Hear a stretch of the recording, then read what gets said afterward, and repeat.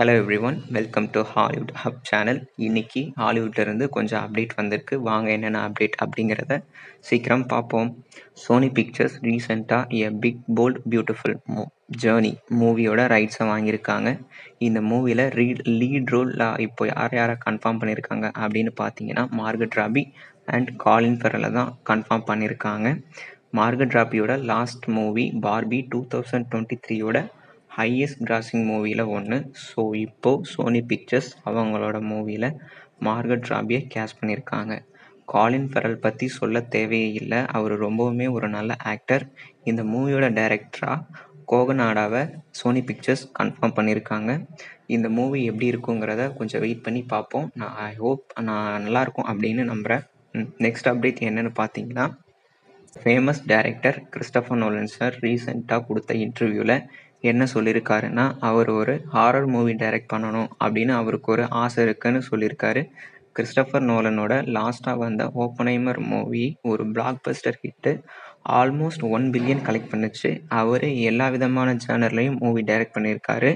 அவர் direct பண்ணாத மூவின்னு பார்த்தீங்கன்னா horror genre, அப்புறம் ஹெய்ஸ்ட் ரிலேட்டட் ஜேனர்.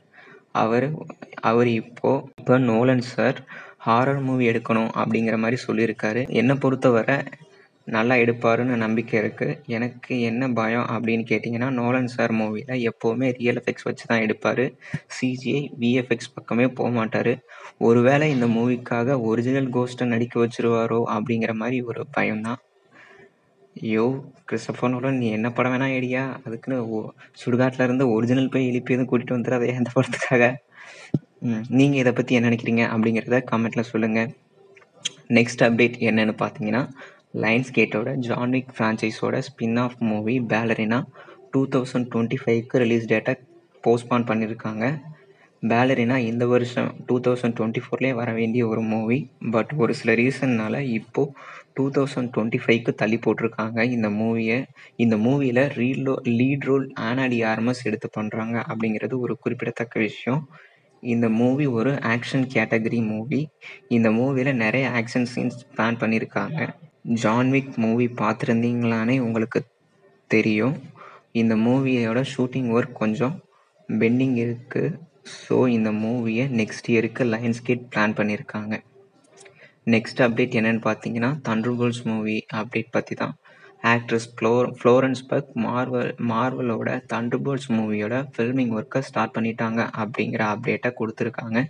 ரீசெண்டாக ஓப்பன்ஹைமர் மூவிக்காக ஒரு இன்டர்வியூவில் கலந்துக்கிட்ட ஃப்ளோரன்ஸ் பக் இந்த அப்டேட்டை கொடுத்துருக்காங்க. ஃப்ளோரன்ஸ் பக் தண்டர்போல்ட்ஸ் மூவியில் ஒயிட் விடோ ரோல் எடுத்து பண்ணுறாங்க. இந்த மூவியை ரீசெண்டாக நிறைய கேஸ்ட் வெளியில் போயிட்டாங்க due to the schedule issue. Sentry ரோலுக்காக ஆக்டர் லூயிஸ் புல்மேன் கிட்ட மார்வல் பேசிகிட்டு இருக்காங்க. இந்த மூவி வேற டிலே ஆகும் போல தெரியுது.